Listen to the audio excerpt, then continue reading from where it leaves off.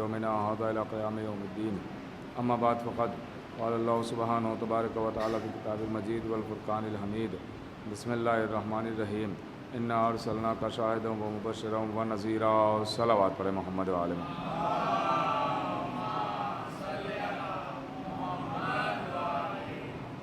खुदावंद आलम अपने पाक व पाकीज़ा किताब कुरान करीम में इरशाद फरमा रहा है कि मेरे हबीब, मैंने आपको शाहिद बनाया, मुबश्शिर बनाया, नज़ीर बनाया। मैंने आपको गवाह बनाया, बशारत देने वाला बनाया और डराने वाला बनाया। अल्लाह ने अपने हबीब के फ़ज़ाइल बयान करके फ़ज़ाइल की अहमियत को बताया कि फ़ज़ाइल बयान करना सीरत इलाही है, फ़ज़ाइल मनाक़िब पहुँचाना अल्लाह की सीरत है। ये फ़ज़ाइल की अहमियत पे ही मैं आपकी खिदमत में मुसलसल अर्ज़ कर रहा हूँ कि जो फ़ज़ाइल बयान होते हैं तो ये रायगा नहीं होते हैं, ये सिर्फ़ मोमिनीन की खुशी के लिए नहीं होते हैं, बल्कि इसका एक मकसद होता है। फ़ज़ाइल का मकसद है ईमान को ताज़ा करना, यकीन में इजाफ़ा करना, अक़ीदे को मज़बूत करना। ये फ़ज़ाइल का काम होता है। इसीलिए ये जो इतने मोजज़ात तारीख़ में मिलते हैं, ये सब के सब मोजज़ात इसीलिए हैं ताकि हम आले मोहम्मद के फ़ज़ाइल आप तक पहुँचाएँ, आपका यकीन बढ़े, अक़ीदा मज़बूत हो। देखिए, आज भी कुछ अपनों में ऐसे हैं कि जो फ़ज़ाइल के मुनकरीन नज़र आते हैं कि फ़ज़ाइल बयान नहीं होना चाहिए। देखिए, ये तारीख़ है पूरी कि दुश्मन अहले बैत की भी साजिश यही रही है कि वो फ़ज़ाइल ना बयान करे। क्यों? का इसलिए कि फ़ज़ाइल के ज़रिए आले मोहम्मद की पहचान हो जाती है कि किसके पास फ़ज़ाइल हैं, किसके पास मनाक़िब हैं। इसलिए कि इंसानी फ़ितरत है, हर उस शख्स को मानती है जिसकी फ़जीलतें हों, जिसके पास अज़मतें हों, जिसके पास अख्तियारात हों। देखिए कैसे कैसे फ़ज़ाइल छुपाए गए। 11वें इमाम का दौर है, बहुत जल्दी अर्ज़ करना है क्योंकि मुख्तसर गुफ्तगू होती है कि 11वें इमाम का दौर है और बादशाह ने हुक्म दिया कि तुम जाओ 11वें इमाम के घर की तरफ इशारा किया। बादशाह ने सिपाहियों से कहा, जाओ उनके घर जाओ और दर्राना घुस जाना, वहाँ एक ग़ुलाम खड़ा होगा और जो ग़ुलाम अगर रोकने की कोशिश करे तो उसे भी कत्ल कर देना, उसे भी कत्ल कर देना और अंदर घर में चले जाना। घर में जो हो, इमाम की तरफ इशारा था इसका कि जो हो उसे कत्ल करके सर लेके मेरे पास आ जाओ। गौर कीजिएगा, सर लेके मेरे पास आ जाओ। बादशाह का ये हुक्म देना था कि 2 सिपाही चले, ग़ुलाम ने इमाम के रोकने की कोशिश की, उसे धक्का दिया गया और वो जब दूर हट गया तो ये दर्राना इमाम के घर में दाखिल हो गए।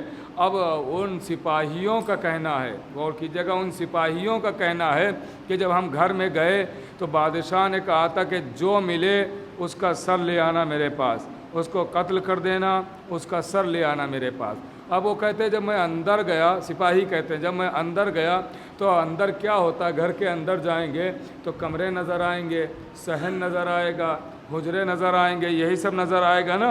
वो कहता है, बादशाह के सिपाही कहते हैं कि जब हम अंदर गए तो मुझे वहाँ कोई हुजरे नज़र नहीं आए, वहाँ कोई कमरे नज़र नहीं आए, वहाँ कोई रूम्स नज़र नहीं आए, बल्कि वो कहता है जैसे ही मैं अंदर, दरवाज़ा तो था लेकिन जब दरवाज़े से अंदर गए तो मुझे वहाँ कमरे के बजाय समंदर नज़र आया। गौर कीजिएगा, कमरे के बजाय समंदर नज़र आया। मौजें मारता हुआ समंदर दिखाई दिया कि पानी ही पानी है, तो हद नज़र पानी है। सिपाही कहते हैं मैंने देखा कि उस समंदर के बीच में मुसल्ला बिछाए हुए कोई बैठा है। अल्लाह अकबर, मुसल्ला बिछाए हुए कोई बैठा है। अब वहाँ तक जाने के लिए कश्ती की ज़रूरत है, नाव की ज़रूरत है। सिपाही कहते हैं मेरे पास कुछ नहीं था, मेरे पास कुछ नहीं था तो मैं कैसे जाके कत्ल करता। बादशाह का हुक्म था जो मिले कत्ल करके ले आना सर उसका, लेकिन अब हम वहाँ तक पहुँच ही नहीं सकते थे। वो दोनों सिपाही कहते हैं कि ये मोजज़ा देखा, अब हम तो वापस हो गए, वहाँ से वापस दरबार पहुँचे तो बादशाह कहता है कहाँ है सर, दिखाओ सर, कहाँ, किसको कत्ल करके लाए हो, सर तो दिखाना। तो वो सिपाही कहते हैं, सुनिएगा कैसे फ़ज़ाइल रोकने की कोशिश की गई है। आवाज़ दी, सिपाही कहते हैं वहाँ सर नहीं मैं हम लेके आए हैं। कहा तो भेजा था, तुमने हमारे हुक्म की खिलाफ वर्जी की है, ہمارے حکم کو نہیں مانا تم نے. ہم نے بھیجا تھا سر لانے کے لیے تو تم سر کیوں نہیں لائے؟ کیا وہاں کوئی نہیں ملا؟ آواز دی پہلے سنو تو ہوا کیا؟ کہا کیا ہوا؟ کہا جب ہم اندر داخل ہوئے تو مجھے وہاں اندر گھر نظر ہی نہیں آیا. کہا پھر؟ کہا ایک سمندر نظر آیا اور سمندر میں ایک شخص نظر آیا جو مسلح پر بیٹھا ہوا تھا، بیچ سمندر میں مسلح پر بیٹھا ہوا تھا. اب وہاں تک ہم نہیں جا سکتے تھے تو بادشاہ کیا کہتا ہے؟ بادشاہ آواز دیتا ہے یہ بتاؤ یہ معجزہ تم نے باہر کسی کو بتایا تو نہیں ہے؟ اللہ اکبر. یہ معجزہ باہر بتایا تو نہیں ہے؟ کہ ابھی تک تو نہیں بتایا ہے، میں یہاں سے نکل کے بتاؤں گا. تو بادشاہ کہتا ہے ہماری زندگی میں بتانا بھی نہیں ورنہ قتل کر دوں گا. کہا کیوں؟ کہا اگر تم نے یہ معجزہ بتایا تو لوگ ہم سے منحرف ہو کے ان کو مان لیں گے، ہماری حکومت پڑ جائے گی خطرے میں. غور کر رہے میرے عزیزو، اس کا مطلب یہ ہے کہ فضائل کا چھپانا ظالم بادشاہوں کا کام ہوتا ہے. صلوات تو بڑے محمد و آل محمد پا. ان لوگوں نے فضائل چھپائے اور کریں فضائل چھپائے گئے. ان لوگوں نے کیسے کیسے فضائل چھپائے امام کے. ہر جگہ کوشش کی کہ فضیلتوں کو ہم چھپا لے جائیں تاکہ اگر فضیلتیں ظاہر ہو گئیں تو یہ لوگ ہمیں چھوڑ کے انہیں ماننے لگیں گے، حکومت پڑ جائے گی خطرے میں. 8ویں امام کا دور ہے. میں آپ کو فضائل ہی بتا رہا ہوں کہ فضائل کیسے کیسے چھپائے گئے.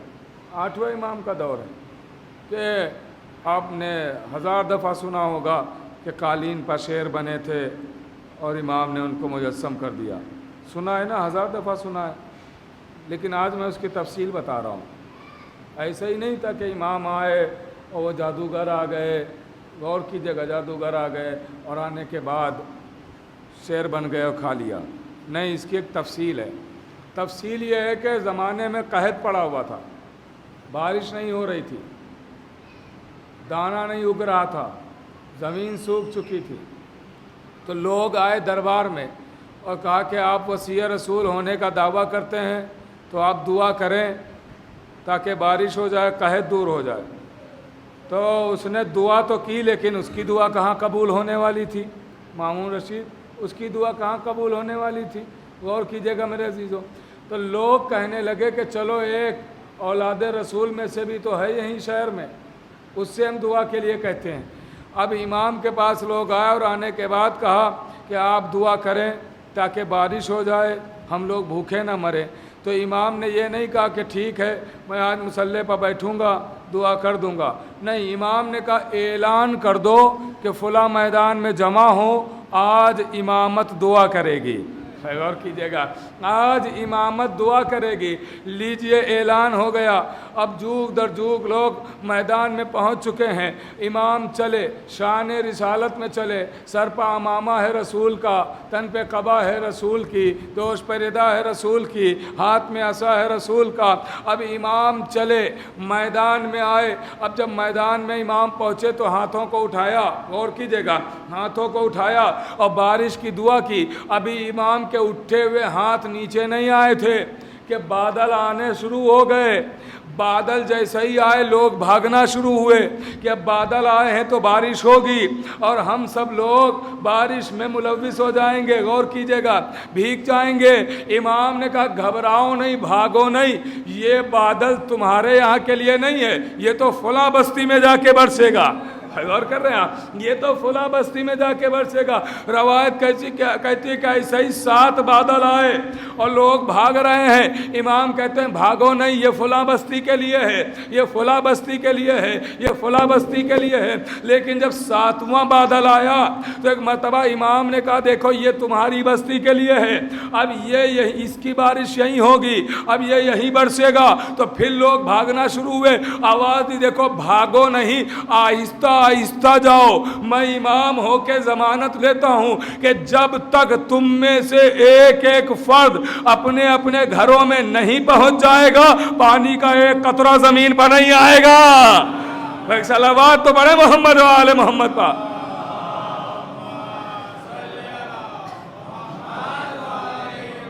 غور کیجیے گا، پانی کا ایک قطرہ بھی زمین پر نہیں آئے گا۔ اب آہستہ آہستہ لوگ چلے گئے گھروں میں۔ اب جب گھروں میں پہنچ گئے، آخری فرد نے آخری قدم گھر میں رکھا، بارش موسلا دھار، غور کیجیے گا، بارش موسلا دھار، سب خوش ہو گئے۔ اب جب بارش رکی تو جو لوگ بارش رکنے کے بعد گھروں سے باہر نکلے تو سب امام کا قصیدہ پڑھتے ہوئے نکلے۔ یہ ہے جانشین رسول، یہ ہے وصی رسول، یہ ہے وزیر رسول، یہ ہے خلیفہ رسول، یہ ہے معجز نما، یہ ہے صاحب اعجاز۔ قصیدہ پڑھتے ہوئے نکلے تو ایک شخص دوڑا ہوا دربار میں آیا مامون کے پاس اور آن کے کہتا ہے کہ دیکھ تیری حکومت اب خطرے میں ہے۔ کہا کیا ہوا؟ کہا لوگ امام کا قصیدہ پڑھ رہے ہیں بارش ہونے کی وجہ سے، امام کی شان بیان کر رہے ہیں، فضائل بیان کر رہے ہیں۔ تو کہا اب یہ بتا روکا کیسے جائے؟ تو اس دربار میں ایک کھڑا ہوا اور اس نے کہا کہ اس کا ذمہ میں لیتا ہوں۔ کہا کیسے؟ کہا امام کو دربار میں بلاؤ اور اس کے بعد ہم یہ کہیں گے امام سے کہ یہ بارش اتفاقی بارش تھی، یہ آپ کی دعا سے بارش نہیں ہوئی ہے، یہ آپ کا کوئی معجزہ نہیں ہے، اس میں آپ کا کوئی کمال نہیں ہے، یہ تو بارش ہونا ہی تھی۔ مامون کہتا ہاں یہ بات تو صحیح ہے، اس سے لوگوں کے دماغ سے یہ نکل جائے گا کہ ان کی کوئی فضیلت نہیں ہے۔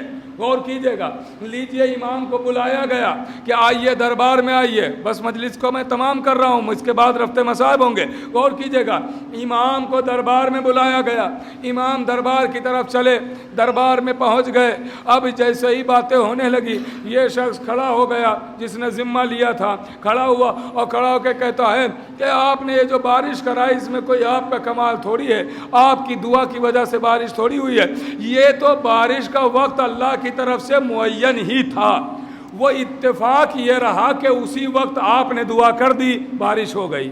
غور کر رہے ہیں آپ، اسی وقت آپ نے دعا کر دی بارش ہو گئی، ورنہ یہ وقت معین تھا، اس وقت اگر ہم دعا کرتے تب بھی بارش ہوتی، کوئی بھی دعا کرتا بارش ہوتی، کیونکہ اس وقت ہونا ہی تھی بارش۔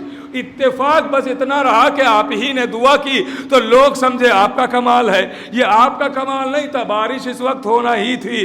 تو امام نے کہا چلو بارش ہونا تھی، لیکن یہ جو میں نے خبر دی تھی کہ یہ بادل فلاں جگہ برسے گا، یہ بادل فلاں جگہ برسے گا، اس کا کیا معاملہ ہے؟ کہ بادلوں کو چھوڑو بارش کی بات کرو۔ بھائی صلوات تو بڑے محمد والے محمد کا۔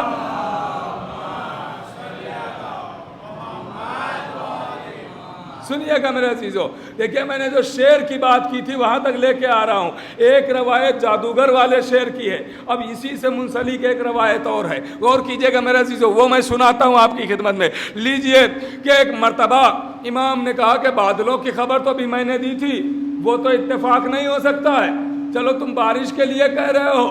امام کہتا ہے یہ بتا تو بھی تو کیسے مانے گا، کس طریقے سے تو مانے گا کہ یہ میرا معجزہ تھا، یہ میرا کمال تھا، یہ دعا کی وجہ سے بارش ہوئی ہے۔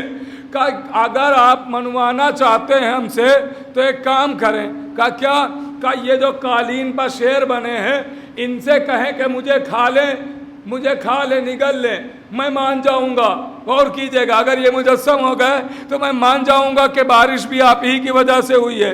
امام نے کہا اچھا ایسا ہے۔ یہ کہتے ہوئے امام نے قالین کی طرف دیکھا، شعروں کو مخاطب کر کے کہا دیکھتے کیا ہو؟ اللہ اکبر، دیکھتے کیا ہو؟ یہ کہتے ہی دونوں شعر مجسم ہوئے اور اس کو نگل لیا۔ اچھا نگل کے اگر پھر تصویر بن جاتے تو شاید پھر لوگ اتفاق سمجھتے، لیکن وہ فوراً تصویر نہیں بنے بلکہ وہ دونوں شعر اس کو تو کھانے کے بعد کھڑے رہے، اس کو کھانے کے بعد تصویر نہیں بنے، کھڑے رہے، بلکہ اب کبھی وہ امام کو دیکھتے ہیں، کبھی مامون کو دیکھتے ہیں، کبھی امام کو دیکھتے ہیں، کبھی مامون کو دیکھتے ہیں۔ شاید امام سے اپنی زبان میں شعر کہہ رہے ہو کہ مولا اس کی تو اجازت دے دی تھی، ذرا اس کی بھی اجازت دے دے۔ ایک صلوات تو بڑے محمد آل محمد۔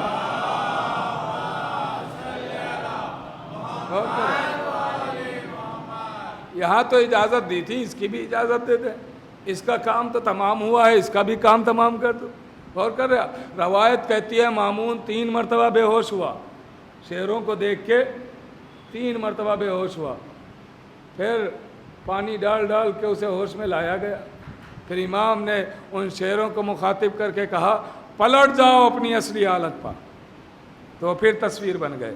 غور کیجئے گا۔ اب لیجئے امام چلے گئے تو مامون کہتا ہے دیکھو یہ واقعہ کوئی دربار کے باہر نہ لے جائے، غور کر رہے آپ، اس کو یہیں پر رکھنا، لیکن وہ فضائل ہی کیا جو چھپائے سے چھپ جائیں۔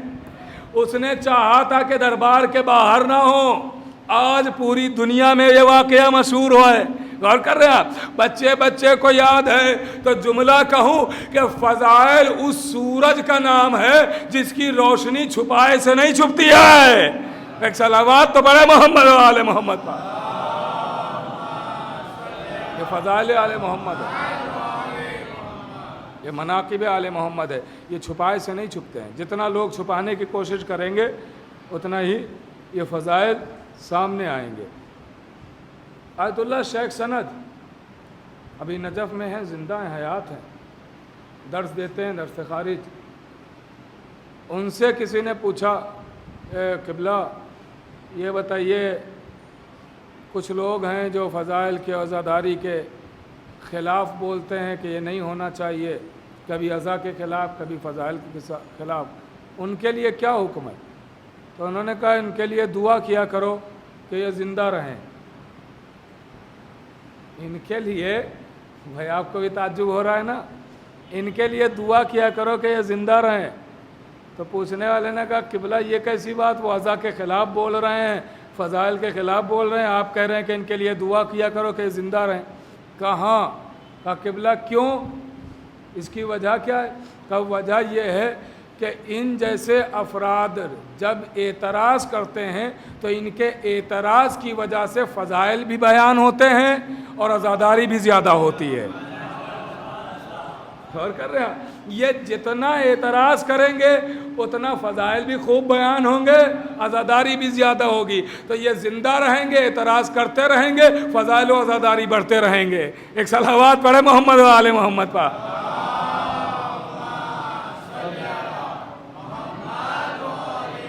تو معترض یہ نہ سمجھ لے کہ ہمارے اعتراض سے یہ رک جائے گا، یہ رکنے والا نہیں، آپ کے اعتراض سے بڑھ جائے گا، فضائل بھی بڑھیں گے، عزاداری بھی بڑھے گی۔ آج الحمدللہ ہر جگہ عزائے حسین ہوتی ہے، ہر جگہ ماتم ہوتا۔ اگر کوئی ایک گھر بھی کہیں شیعوں کا ہے تو وہ حسین کی مجلس ضرور برپا کرتا ہے، خود پوری فیملی بیٹھ کے حسین حسین کرتی ہے۔ حسین کا ماتم کہاں نہیں ہے، حسین کی عزا کہاں نہیں ہے۔ لوگوں نے اعتراض کیے، جتنے اعتراض کیے اتنی عزاداری بڑھی۔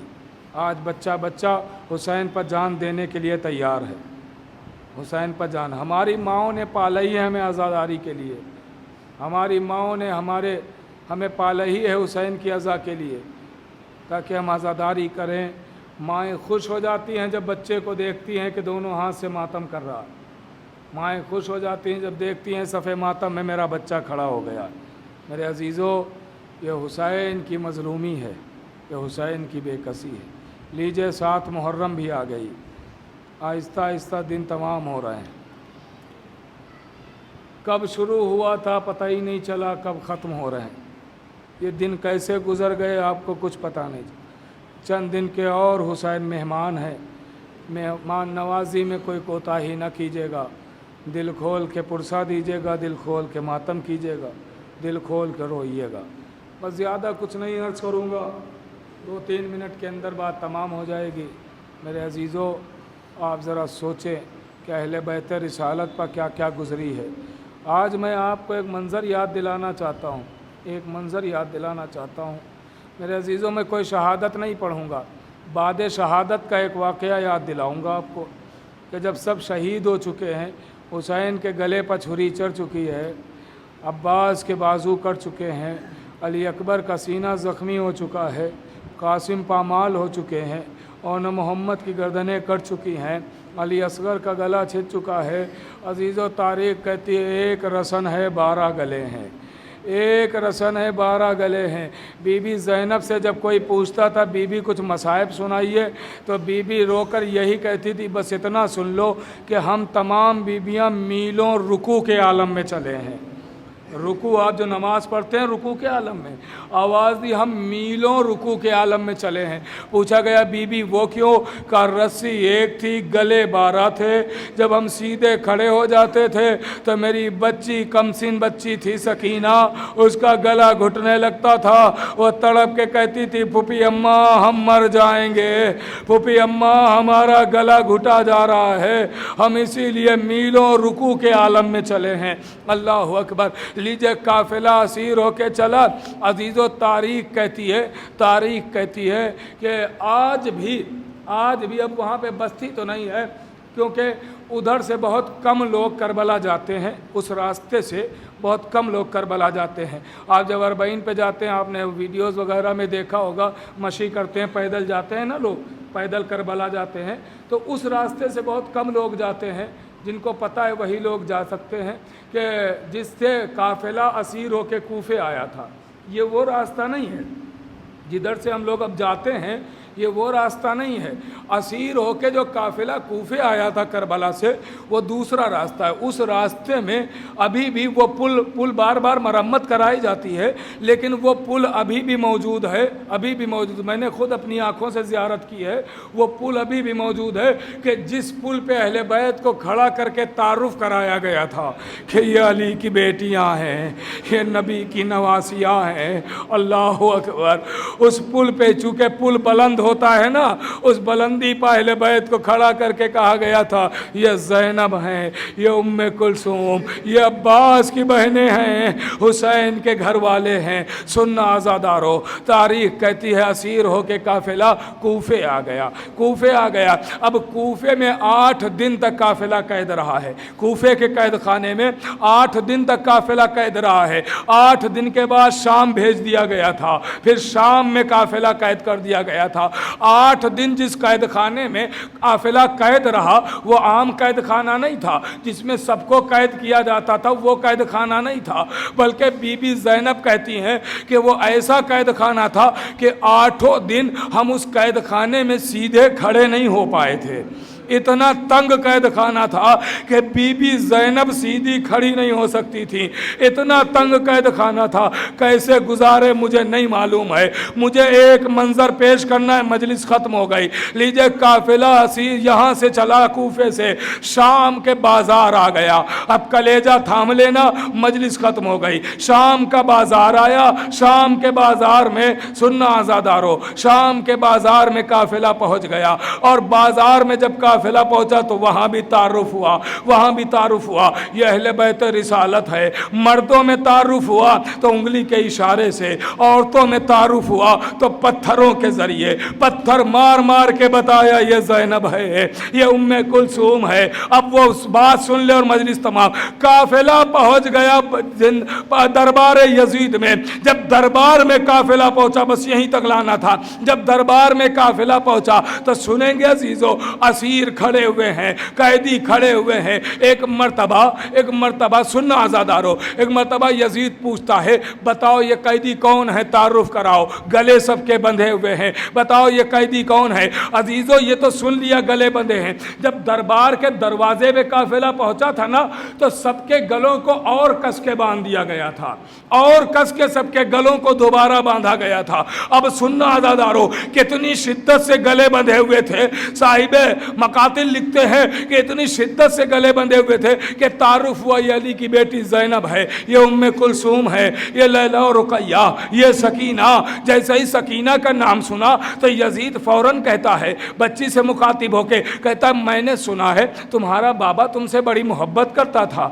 मैंने सुना है तुम्हारा बाबा तुम्हें बहुत चाहता था। बच्ची ने जवाब दिया मगर दरबार में कोई सुन नहीं पाया। फिर दोबारा यजीद कहता, यहीं पर मजलिस खत्म हो गई। फिर दोबारा यजीद कहता है, फिर बच्ची ने जवाब दिया, कोई सुन नहीं पाया। तीसरी मर्तबा फिर कहा, फिर बच्ची ने जवाब दिया, कोई सुन नहीं पाया। एक मर्तबा शिमर ताजियाना लेके आगे बढ़ा, चाहा सकीना को अजियत दें, सकीना की पुष्ट पर ताजियाने मारे। ये बच्ची यजीद के सवाल का जवाब क्यों नहीं देती है? यजीद बार बार सवाल करता है, ये बच्ची जवाब न दे के यजीद की तौहीन कर रही है। सुनना आज़ादारो, बस एक मर्तबा जैसे ही शिमर आगे बढ़ा, इधर से सैयद सज्जाद आगे बढ़े, आवाज दिए शिमर अब मेरी बहन के ताजियाने न मार, अब मेरी बच्ची में ताजियाने खाने की ताकत नहीं है, मेरी बच्ची ताजियाने नहीं खा सकती। शिमर कहता है कि तो फिर यजीद सवाल करता है ये बच्ची जवाब क्यों नहीं देती है? सैयद सज्जाद कहते हैं अरे मेरी बच्ची जवाब तो बार बार दे रही है। कहा फिर कोई दरबार में सुन क्यों नहीं पा रहा है? कहा कैसे सुन पाए, क्योंकि तूने मेरी बच्ची के गले को इतनी कस के बांध दिया कि आवाज बाहर नहीं आ रही। जरा रस्सी को तो ढीला कर दे। यजीद कहता है रस्सी खोलो। सकीना के गले को खोला गया, आवाज दी हाँ मेरा बाबा बहुत चाहता है। कहा मिलोगी बाबा से? कहा कहाँ है मेरा बाबा? कहा लाया जाए सरे हुसैन। अब जो सरे हुसैन आया, बच्ची ने रुखसार पर रुखसार रखा, आवाज दिए बाबा आपके बाद तमाचे मारे गए, आपके बाद ताजियाने, आपके बाद